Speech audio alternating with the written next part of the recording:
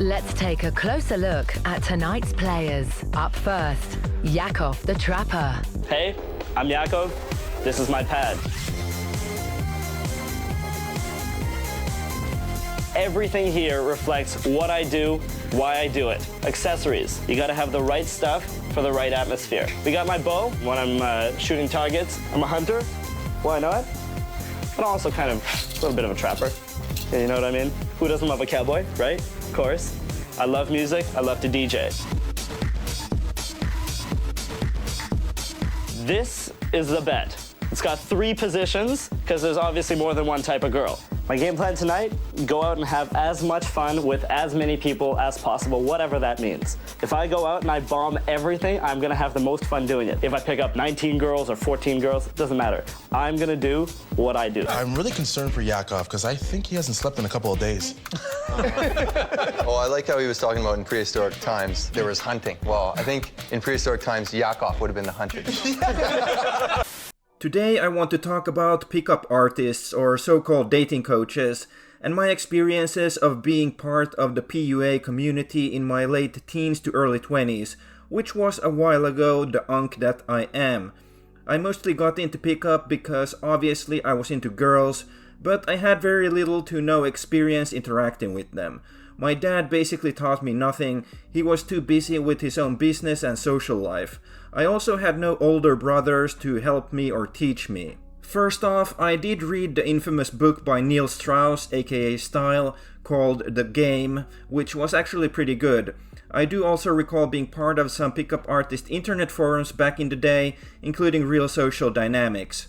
Now, of course, I have not researched every so-called pickup guru or studied every method, but I found most of what I learned to be quite unhelpful or only marginally useful in specific contexts or situations.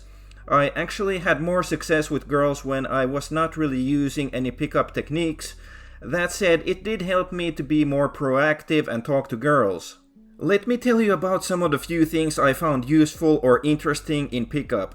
One of them is probably the concept of negging, which is basically giving a negative compliment or playful banter. I could, for example, say to a girl something like, "Hey, I love your forehead," or "You make those clothes look good," to open a conversation. This type of opener is a bit of a tease, and I think sometimes girls found it funny, especially if it's not really anything they are actually insecure about. That said, due to my autistic social skills, it did backfire a few times.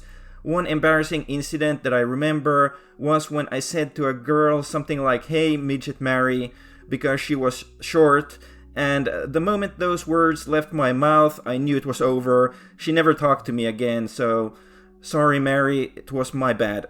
Another thing in pickup culture I found useful was the idea of IOIs, or indicators of interest. I would usually mostly try to pick up girls who I thought were at least somewhat interested in me, rather than mass approaching every girl I saw or was attracted to. One indicator of interest might be a girl making eye contact and maintaining it for a while when you look at her, rather than immediately breaking eye contact. When talking to a girl, an IOI could be that she is playing with her hair or laughs at something you say, even if it isn't that funny. Now, this is not an exact science, it's more of a guideline, as it is still somewhat subjective as to how any individual girl will behave. One other useful concept from the PUA community was the idea of social proof. That basically means that you surround yourself with desirable or popular people to increase your own social value, or at least the perception of it. Think of, for example, Dan Bilzerian, who often has many beautiful women around him to make himself look like someone very desirable or important, although I vaguely remember hearing rumors that some of these girls might have been paid for, but I don't know for sure.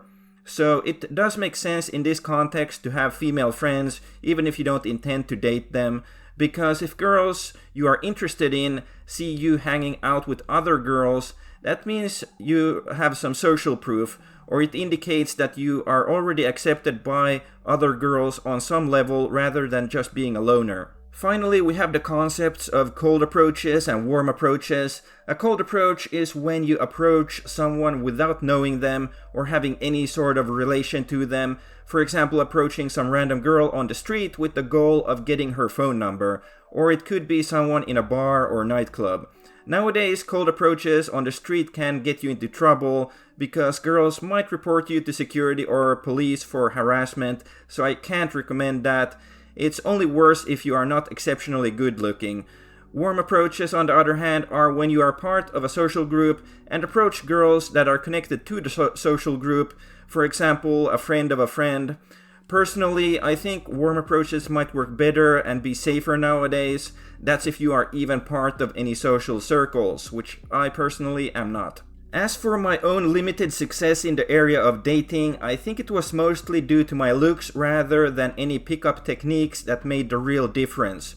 I believe I was slightly above average looking on a good day, maybe like a 6 out of 10 back when I still had a full head of hair, and this was before Instagram and TikTok became popular. For example, the only girl I kind of dated for a few weeks during summer, I saw her looking at me in a nightclub, but I did not talk to her. Then some days later I saw her profile on a social media site. It was a local social media site, not one of the major ones.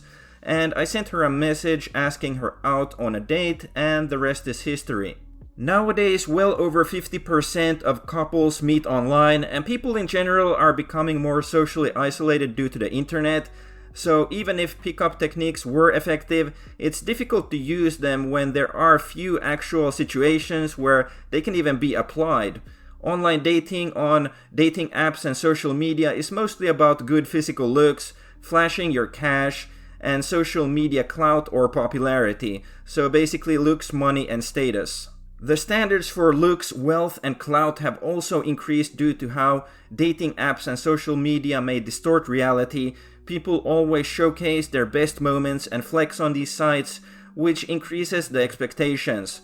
Also, before dating apps, you were limited to dating people closer to you, like those in your social circle or extended social circle, school or workplace, as well as local venues like bars and nightclubs. Now it is much easier to find the most attractive people within hundreds of kilometers or even globally, and this increases the competition and thus also the standards. So basically the rules have changed and pickup techniques are kind of outdated if they even were very successful or useful to begin with. But looks isn't actually everything. I think being neurotypical and extroverted will help a lot in terms of dating if you are able to get to the point when you actually go out on a date. Although these things are something that we don't have a lot of control over, we are just born that way. But a lot of normies don't like neurodivergent people. I guess something just feels off and they radiate bad vibes or something, I don't know. As someone who is both introverted and probably mildly autistic, I haven't been able to maintain many long-term friendships, not to mention romantic relationships. Remember to like and subscribe and let me know your thoughts in the comments. See you in the next video. Okay, thanks, bye.